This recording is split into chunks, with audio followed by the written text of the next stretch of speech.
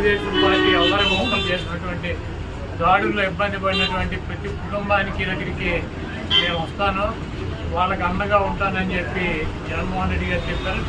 అదేవిధంగా మన జరిగినటువంటి ఎన్నికల్లో ఇంత మంచి చేసి ఇన్ని రకాలైనటువంటి సంక్షేమ కార్యక్రమాలు అందించి మనం ఓడిపోయాము. ఇది ఒక మిరాకిల్గా ఉంది.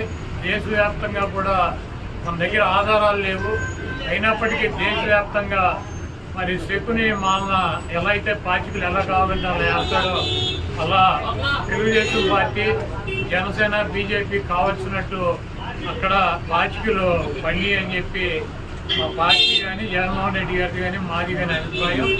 అదేవిధంగా రేపు రాబోయే రోజుల్లో ఈ 6 నెలలు కూడా కొంత టైం ఇచ్చి చూద్దాము. ఆ తర్వాత చంద్రబాబు నాయుడు చెప్పినటువంటి దొంగ హామీలని ఎట్టి పరిస్థితుల్లోనూ నెరవేర్చలేడు.